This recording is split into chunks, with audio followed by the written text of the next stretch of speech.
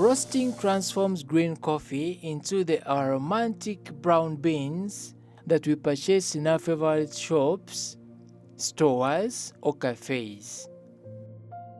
Most roasting beans maintain a temperature of about 550 degrees Fahrenheit. Basically, the beans are kept moving throughout the entire process to keep them from burning. When they reach an internal temperature of about 400 degrees Fahrenheit, they begin to turn brown and the fragment oil locked inside the beans begins to emerge, and immediately after the roasting, the beans are cooled either by air or water. This pyrolysis process at the heart of roasting is the one that produces the flavor and aroma of the coffee we drink. My name is Brenda Kamara Kemishamangeni. I'm a promotion officer with UCDA under the Value Addition and Promotion Department.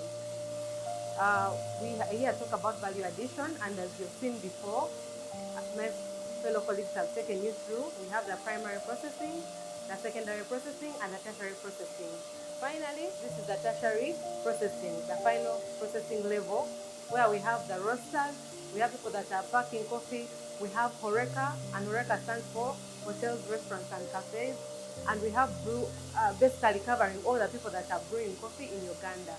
So basically, I'm here to demonstrate the roasting. Roasting is just basically a process through which coffee is transformed. Both its chemical and physical properties are transformed into a final product.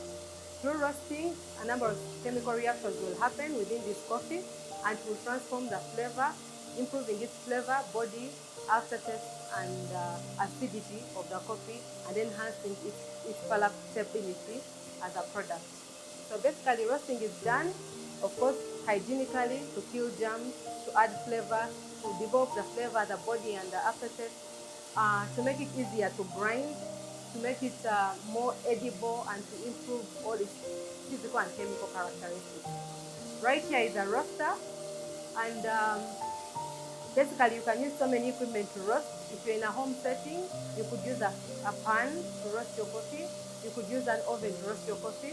But if you're going to go out commercially, you need commercially, both locally and internationally, you need to use roasters that have been developed and formulated to give you a standard product. So basically roasting, as you're seeing, it's already ongoing. Like any other machine, this machine will be preheat, so you don't start from 0 degrees. You're starting from about 200 to 300 degrees, depending on what stage you are on. And then you feed it into the machine.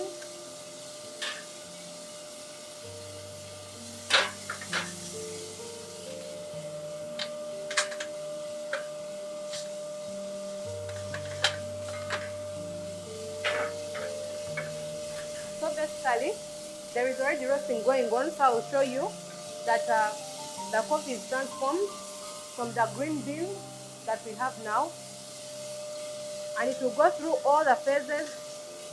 It will go to the yellowing phase, the cinnamon phase, then it will start to brown,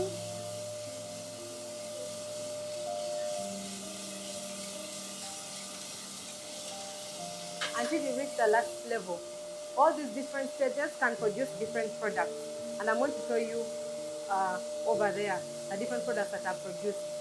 So depending on what your market wants, on what your clients want, you will develop and know what level of roast you have to achieve during this roasting process.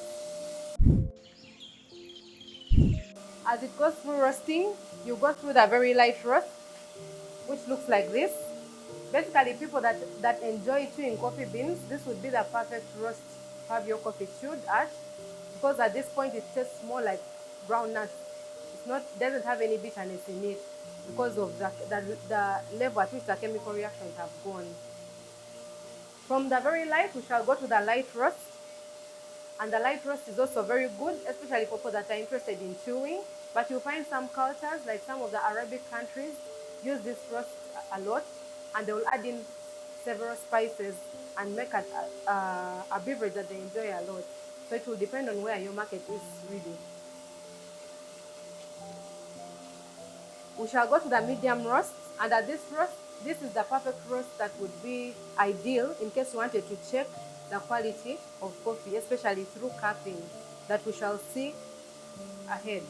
So this particular roast is good, and at this roast you can get the coffee is at its most balanced level, and you can be able to detect if it has a fault or if it is perfect at the medium roast. So most of the labs are using this to do their quality check.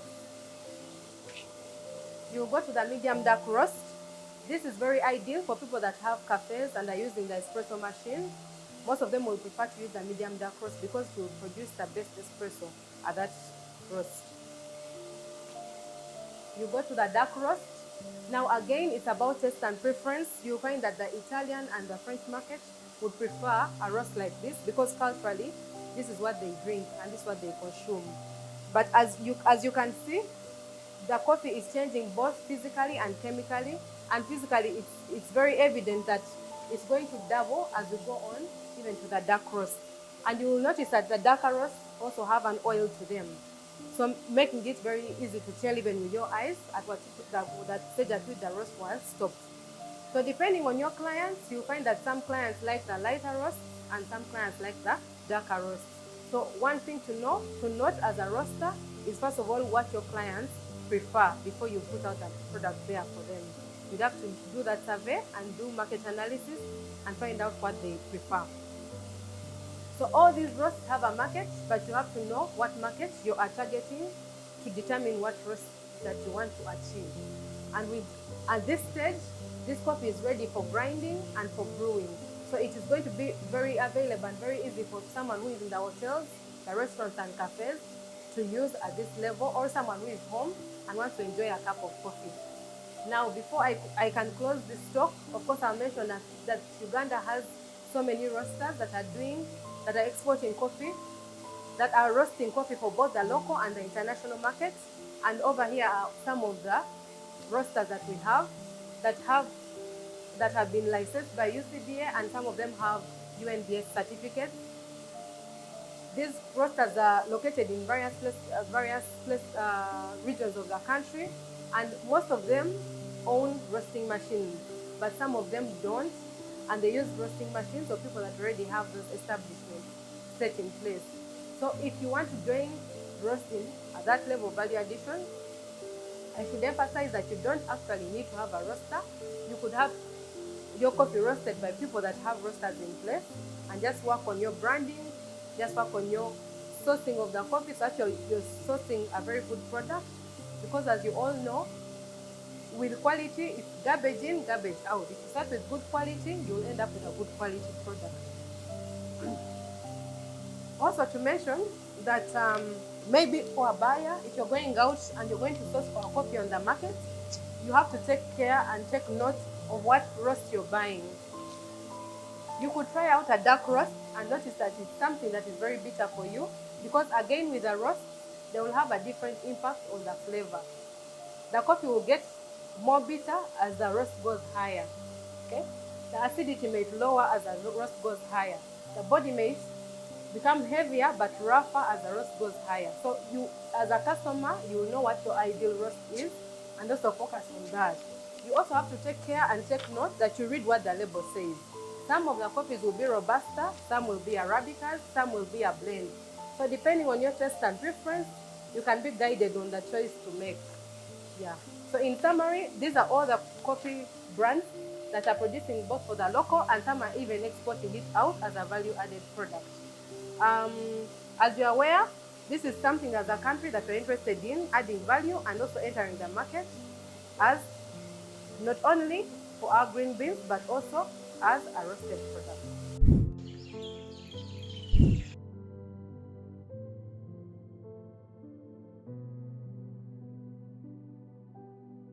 Like in any other food product, we have tests that are done to the coffee to check its quality. Like you've seen before, we shall check for the moisture, the color, the grade, the size, the coffee, and all these parameters are checked before the coffee leaves the country. The last stage of the checks is called cupping. Cupping is just sensory evaluation tests done to the coffee to ensure that the coffee meets the standard. And cupping is also used in product development. So if you're producing a new product as a roaster or as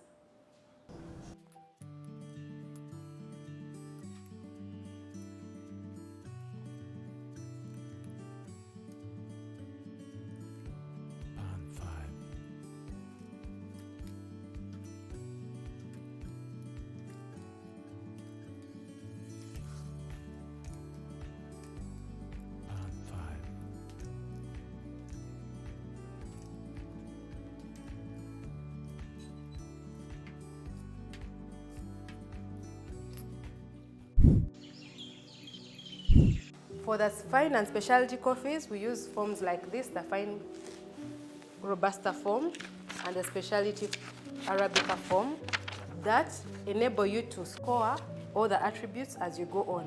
So if we had used this form, for example, we should have already scored for the fragrance and aroma. And as we cup, we shall continue to take notes from the flavor, the aftertaste, the mouthfeel, the balance, the overall, the body, the acidity, and some of the other attributes that are on this form. So when a coffee scores 80 and above on this form, then it will be considered as fine or specialty coffee. So we're going to employ a technique called slapping, and we shall test our coffee.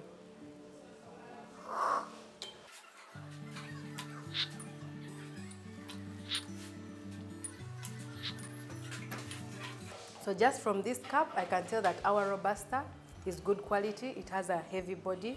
It has a smooth and heavy body. It has a good flavor of nuts and chocolate inherent in it.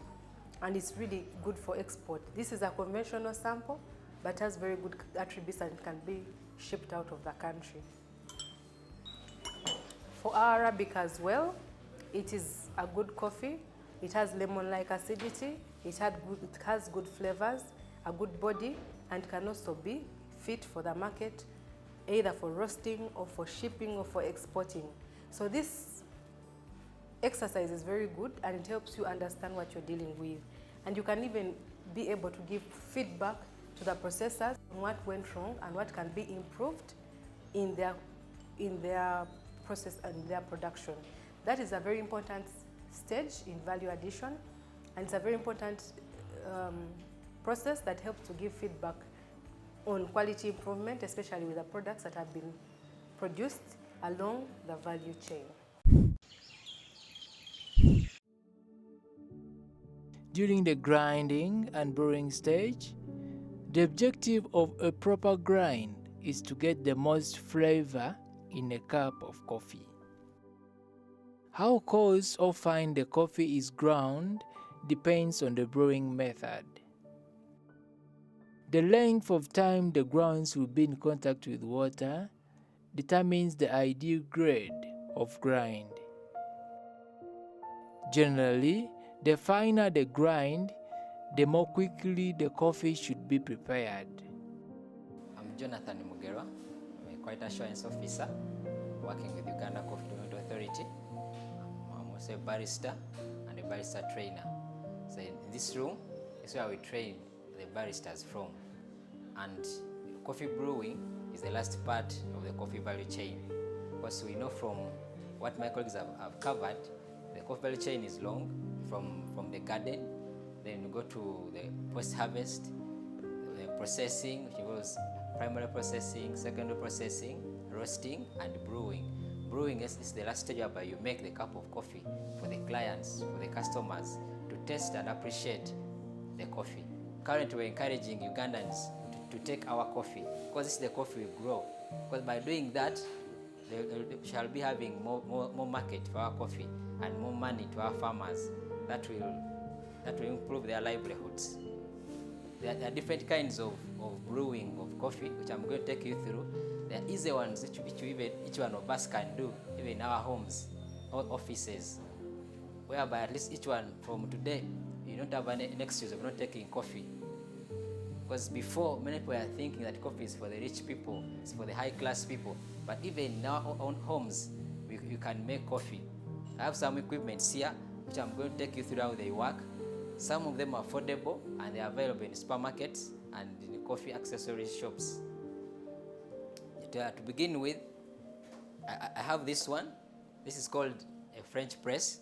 Some people call it a plunger, simply a coffee plunger, because there are different makes and brands. This is also a French press. This is also a French press, which you can use to make coffee at home. And this one. Of course, this may be slightly expensive, but for these ones, they're affordable, around 35,000 in supermarkets. I'm going to weigh 15 grams of roasted coffee. I'm using a weighing scale.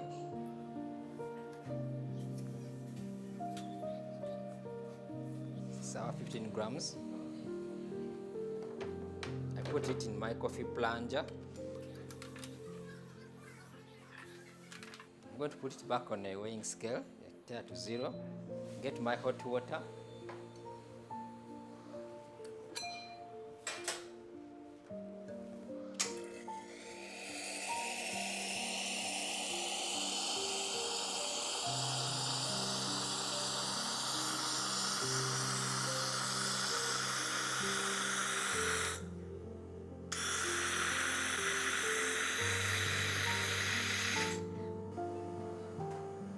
Because when you don't have this machine, you can use a boiler, or you may cook, just simply boil your water. So in around 15 grams, I'm going to put around 225 to make that ratio.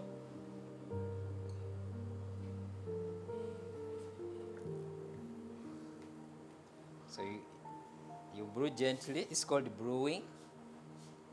That's infusing the coffee, the ground coffee beans. It's 225. Because as in cupping, it's good to give coffee sometime, like we recommend 3 minutes, 3 to 5 minutes for it to brew very well, and to allow it to form all those the flavors. As you see, coffee is complex with over 1,000 flavors. So that's why I give it time to brew.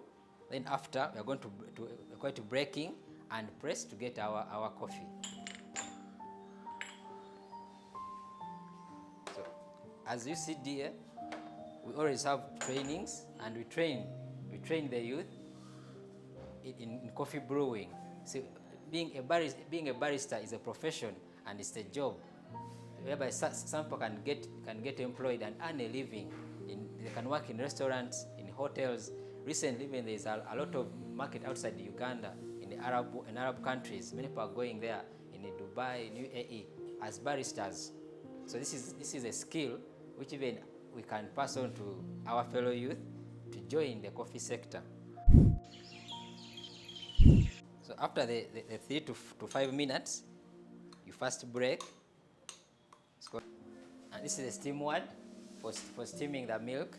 So I'm going to demonstrate some of the common coffee beverages and how they are made.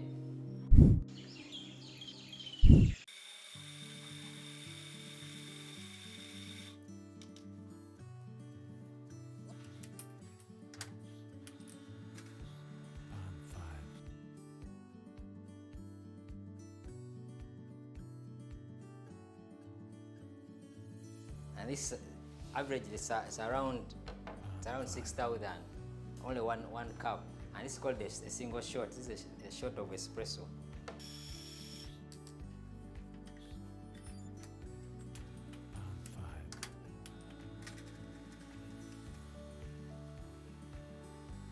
So from this machine, you can either have a single shot, this one, or a double shot if you mix them, or even you can extract them all the 2 shots in a bigger vessel. So for an Americano, a good Americano, which is the same as black coffee, you first extract your hot water. By getting your hot water, so if the client wants a single shot, you only put 1. But there are some clients who want like home coffee, they can ask for a double shot. And most of the times, if a single shot is around 8,000, a double shot may be 10 or even 12,000.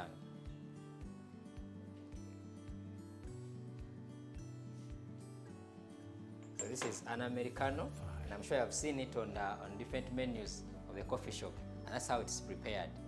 Next, I'm going to show you how we prepare a milk beverage, and I'm sure most of you have heard of the cappuccino. A cappuccino is just simply coffee and milk, but of course you use the espresso as the base, then you add steamed milk with a foam. So use that foam to design. I'm sure you have seen some designs, the flowers, of course the leaves, the hearts, and all that is designed, and of course it improves appearance and attracts more customers to take such a beverage.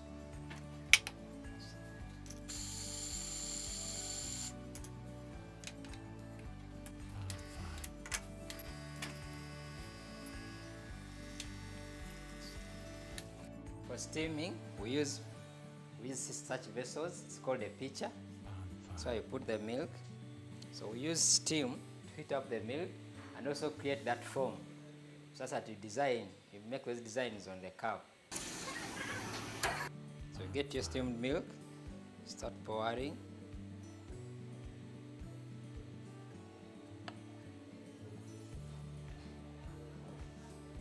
Because this is the way you pour helps you to create the design.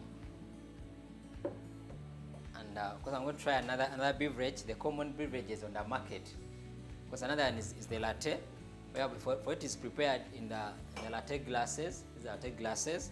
So you get your espresso. I'm going to use this espresso which I've already prepared. Put it in a glass. You steam your milk and pour. I'm sure I've heard about a mocha. For a mocha, you get your espresso.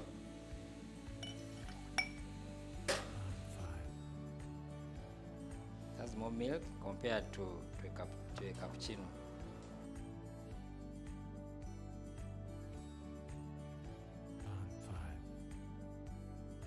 Those are some of the common coffee beverages served in a coffee shop. Of course, for a business, you recommend to have such a machine. But for the start, we don't have a machine. I've been to some restaurants where they do coffee locally. And there are other forms of making coffee, which even you can do at home. So meaning each one of us doesn't have an excuse of not taking coffee. You should join us as we promote coffee consumption. Coffee has rich benefits. For example, it improves the mental alertness. It prevents type 2 diabetes. It is rich in antioxidants, meaning it prevents the cancers. It improves the performance of the liver. Nutritionists and doctors advise people with obesity, or those who are trying to reduce weight, to add coffee on anything they are doing, because it improves metabolism of their body. And because coffee is healthy, though most people have myths that prevents them from taking coffee, but most of the myths are not true. That's why I encourage all of you to join us to take coffee. By that, we are adding value to our coffee. As I said, there is more money for brewed coffee, and we are creating more market for our coffee and more money for our farmers. Thank you.